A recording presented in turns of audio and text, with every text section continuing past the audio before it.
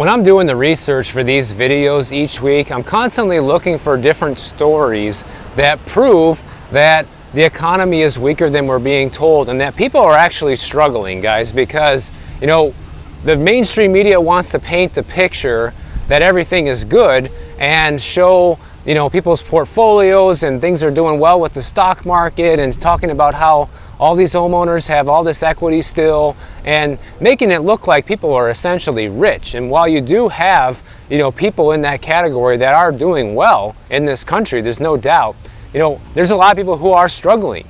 And this story, I feel like, takes the cake and really, you know, shines a light on what's really going on here, because, you know, a lot of people have pets, right? That's not uncommon, especially today. I feel like more people than ever actually have a dog or a cat or some kind of a pet as a companion. Especially younger people are opting to have pets instead of kids because it's, you know, less responsibility, and having kids is more of a commitment, costs more money, whatever. And a recent survey from Redfield and Wilton Strategies, okay, they determined that 72% of pet owners right now are seeing major increases in the cost of looking after their animals. And literally 66% of households across the country have at least one pet. That's about 87 million households, guys. So we're talking a lot of people are feeling this right now. So inflation hits everything, right? And it's hitting pet care as well, and the cost of food, and, you know, just everything you need to take care of your animal. And having a pet is huge business in this country because they estimate pet owners spend about $136 billion per year on their pets, okay? And just 1 year ago it was $123 billion, guys. So we're talking that amount has gone up by $13 billion in just 1 year. You want to talk about inflation?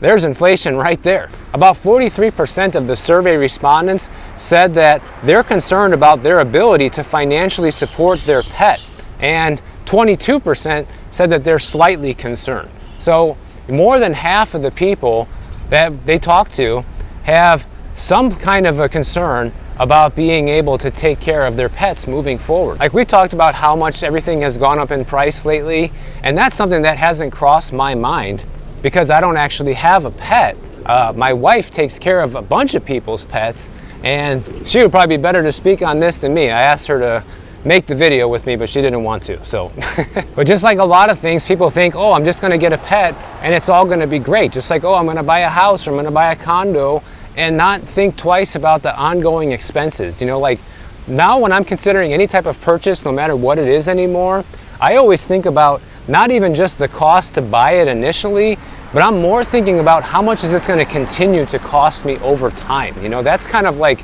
the bigger concern than the actual price tag on anything right now. So they say on average, dog owners are spending about $1,400 and cat owners are spending about $1,200 a year.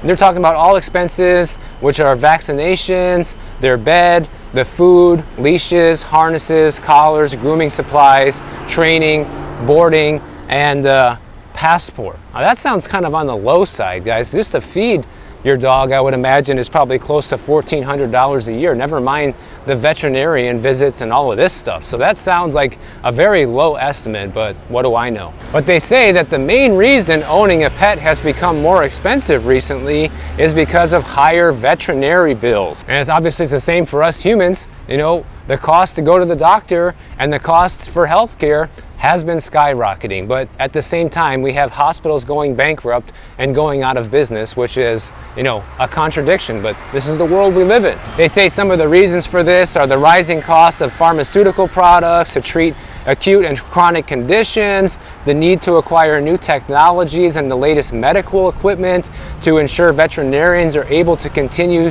to deliver the most effective and up-to-date care for their patients, and increases in general operating expenses such as electricity, building rents, mortgages, telecommunication services, and so on. So clearly they are naming inflation here as one of the reasons people are getting hit with these major increases to take care of their pets, guys. And similarly to us, pets have started to live longer than they used to, which obviously is a good thing. People want their pets to live as long as possible, but it also means longer and more expensive ongoing care to keep them alive. 37% of these pet owners said that they would find it difficult to pay for a minor operation for their pet right now. And I've seen this happen countless times. I don't know how many times my wife has talked about, different pets. People say how much these surgeries cost, guys. And when you hear the numbers for the amount of these surgeries, it's just jaw-dropping. We're talking like $5,000, $7,000, sometimes, $10,000 or more for these operations for these pets. I mean, it gets extremely expensive.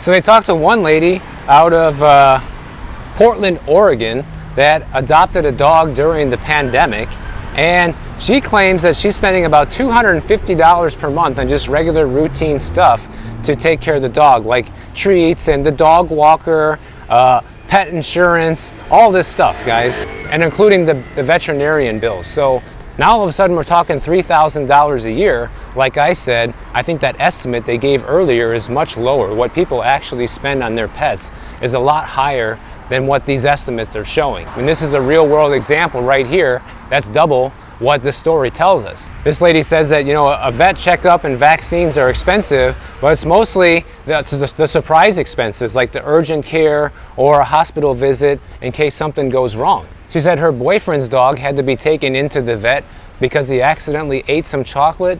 That was a $500 veterinary bill right there. So people like this also have to decide, is it worth it to have pet insurance or just take the chance that something might happen and have money set aside for a rainy day? But the thing is, guys, people are going broke, just from their regular expenses, never mind having to take care of a pet too.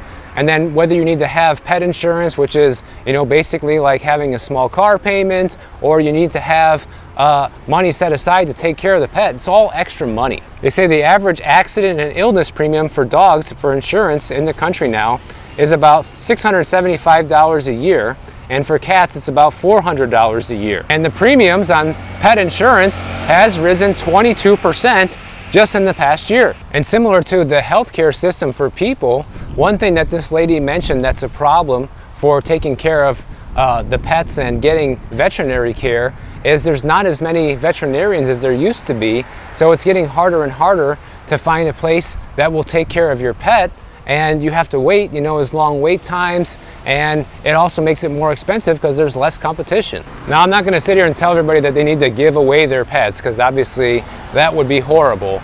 But I will tell you, if you don't have a pet and you're considering getting one, is to carefully think about these expenses and really think about if you can afford this or not, guys. And also, one thing I noticed that people don't do, especially a lot of my wife's clients, they end up getting a dog and they're not home all day. Then they need, someone like my wife to watch their pets all day while they're at work and this and that. And it's like, when you adopt an animal, you have to think about what's best for the animal too. Just like if you were to have a kid or adopt a kid, like, what is the point in getting a dog if you're never home or you never pay the dog any attention and give it the love and care that it needs? That's one thing I see the most with pet owners. They get a dog or any type of pet and they basically just ignore it. Like, what's the point of having one? Just like if you're going to have a kid and send them to daycare every day and not raise your own kids or have a nanny all the time, what's the point? But unfortunately, this is something I see more and more people doing just because it's a trendy thing to do.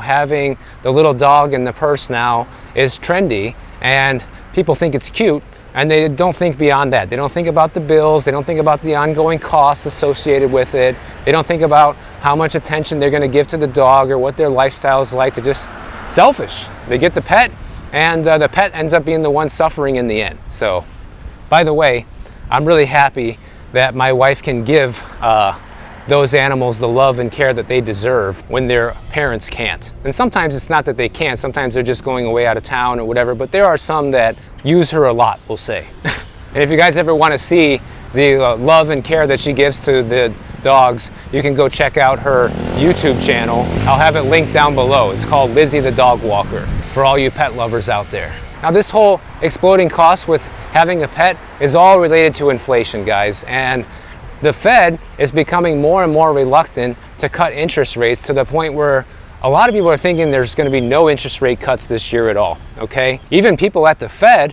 are saying in their recent comments that there might be few rate cuts this year, if any. So they're becoming more and more on the page that we just might not see any rate cuts in 2024. And check this out. A major concern expressed by both Fed policymakers and some economists is that higher borrowing costs aren't having as much of an impact as economics textbooks would suggest. Whoa, what have we been talking about here on the channel? Isn't that what I've been saying for the past few months now? That the interest rates are not high enough. This is something I keep talking about and telling you guys that, hey, the rates aren't high enough, because if they were, then we wouldn't see people still going out and getting mortgages and buying cars and having $1,500 a month car payments and all of this stuff. If the rates were high enough, people wouldn't be doing that stuff because it would be so expensive that they wouldn't be able to. That's when you know the rates have reached the point where it's high enough. That's what the Fed would call the terminal rate, where they think the rates have risen to a high enough point where it has curbed inflation. And then they can just leave it there for a while and see what happens, which is what they've been doing now that it's been around the 5.25% range. But the thing is, it's not working, guys. And now they're starting to recognize this. The problem is they look at all the wrong things. You know, one thing that they talk about in here is that even though the credit card debts and the delinquencies and all this stuff is going up to essentially record highs, one thing that they're talking about is, well, the debt levels are still at a relatively low percentage of people's incomes, so it's nothing to worry about. So even though we have record high credit card debt, people are making more money and they can afford this debt. Well, if that was the case, then how come we're seeing the delinquencies tick up on everything? I mean, they don't look at that. They just look at, oh, it's a higher percentage of their income. Well, so is everything else, guys. Like, you know, a higher percentage of people's incomes is going towards rent and food and gas, taking care of your family, your pet. So it doesn't matter that the percentage of the debt is still within reason as far as somebody's income goes, because a big chunk of everybody's income is going towards essentials right now. And this also confirms that the high interest rates are not high enough, because if they were, people would not be, you know, racking up all this interest on the credit cards and stuff like that, because it would be prohibitively expensive to do so. Same thing with taking out a home equity loan or a home equity line of credit against your house, taking out a student loan, buy now, pay later. Whatever it is you decide to do, those rates need to be higher to make people look at it and say, whoa, I can't afford that. Even one economist with JP Morgan says this: what you have right now is a situation where these high rates aren't generating more braking power on the economy. Now, you guys know, if you've been watching my channel for a few months now, that I have been saying this. So this guy from JP Morgan, Joseph Lupton, he says that this would suggest that the rates either need to stay higher for longer or maybe even go higher for longer, meaning rate hikes might come into the conversation.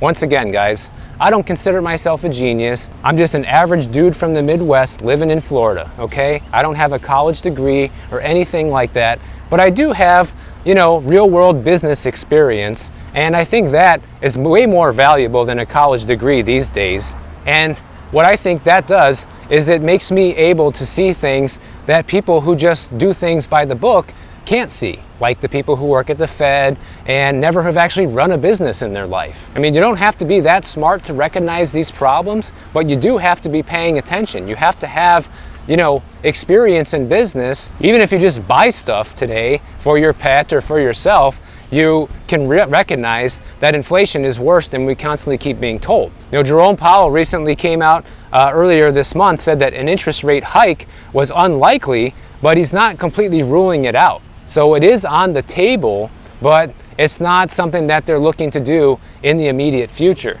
His exact words were the typical Fed speak, saying that the Fed needs to take more time to gain greater confidence that inflation is actually returning to the Fed's 2% target, which clearly it isn't returning to that, but they want to keep believing that it might, even though inflation continues to go back up. And we're getting a new reading this week, so we'll see where it goes. But here's the other thing I will tell you: even if the inflation reading comes in lower than it did last month, that doesn't mean we're out of the woods, guys. It has been fluctuating, you know. It goes up some months, it goes down some months, but the overall trend has been over the past, 6 months to a year, is that it is starting to resurge. You know, it was going down for a while, but the last several readings, the inflation numbers have been slowly ticking up. So even if it goes down a little bit, that's not going to be enough to squash this. But the stock market and everybody will come out and celebrate if the inflation reading comes in lower than last month, even though that doesn't really mean anything. We need to see several months, 6 months in a row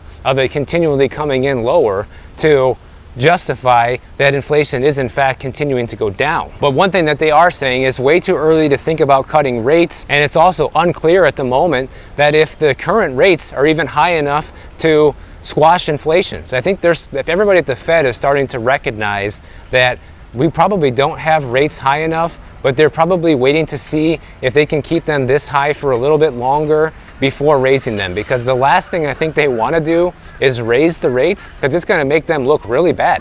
Last year they were talking about how they're going to do all these cuts in 2024, and now if they have to reverse that and go back on that, it's going to make them look like idiots. They say, oh, the higher for longer rates are going to be surely disappointing for many Americans hoping for lower mortgage rates to buy a home, Wall Street traders who are eagerly awaiting a cut, and most notably Joe Biden, who's up for re-election, because these lower rates help all those situations and the higher rates hurt it. But I kind of recognized this early on, that I feel like people were just starting to celebrate this way too early. Just talking about a rate cut, cool kid, and actually doing it are not the same. So right now the inflation forecast for this week is that it's going to come in at 3.4%, and last month it was at 3.5%. So like I said, guys, even if that does happen, that is nothing to celebrate, because in January it was at 3.1%.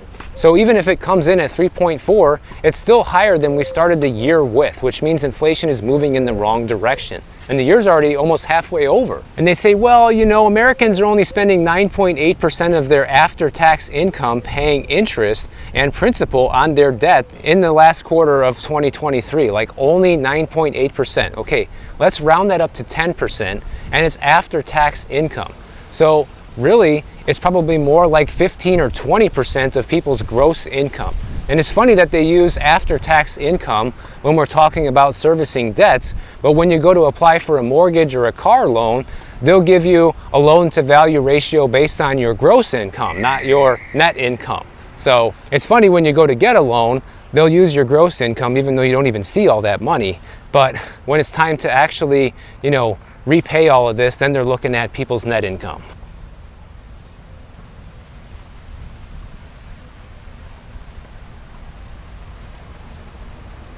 And they say part of the reason that people's debt payments are still a low, only 10% of people's after-tax income, is because so many people refinanced their houses when interest rates were at all-time lows here, and that's been keeping the debt situation under control. Well, that only helps homeowners, guys, and also not everybody had a chance to refinance during that time. Maybe you were buying during that time, or maybe you had just bought recently and wouldn't qualify for a refinance yet, or you don't even own a home.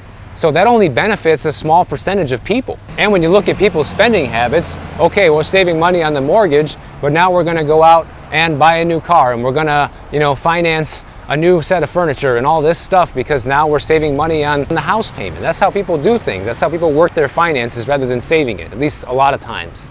Not everybody. But here's the other thing. Even if that ends up being true, right? Even if people are still doing okay because they were able to refinance their mortgages and stuff when interest rates were low, well, that's just another case to be made to keep interest rates higher for longer, or even raise them, because they're not high enough to have the effect that the Fed is looking for. So this is how good news can become bad news. Corporations were also able to lock in a lot of lower borrowing costs during this time frame as well, and that's why you're starting to see the commercial real estate market fall apart, because those loans are coming up for refinance and they're not eligible too. So this is going to start hitting the corporations as well once the loans that they took out start to catch up with them and they need to be refinanced at a higher rate. So right now the Fed is saying the most likely scenario is we're just going to leave rates where they are for an extended period of time. So basically, indefinitely, we can be looking at rates as high as they are right now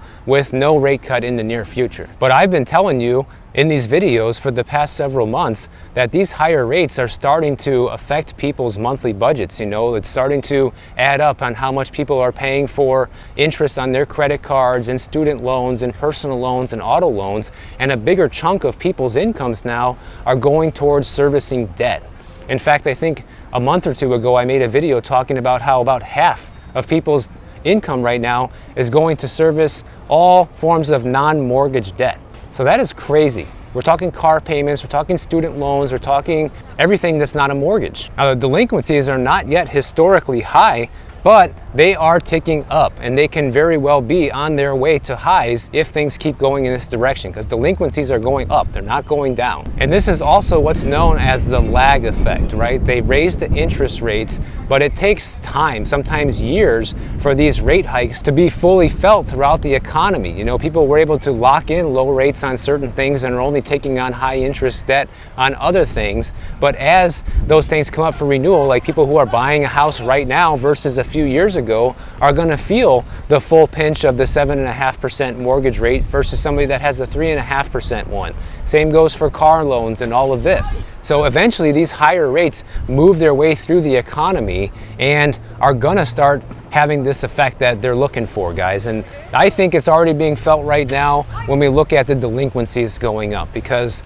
if people can't afford to pay their bills and they stop paying them, then that's already a sign that it's working. But I think they want to see more people in this position, actually. They want to see more people in the poorhouse, essentially, before they even think about cutting. So that's what they're looking for. They're looking to see how many people are going to go broke from this before we turn things around. And by the time they decide to do that, it will be too late, because that's how it goes every single time. So if they're not planning on cutting rates anytime soon, I say just keep watching, guys. Get out the popcorn and keep watching, because you're just going to continue to see more distress build in this economy, in this environment. That's what I think is going to happen. And so far, that's what's been happening since the beginning of this year. So if you enjoyed this video, make sure you subscribe to the channel. And if you don't want to wait for my next video to come out, check out this one on the screen right over here, and I'll see you in the next one.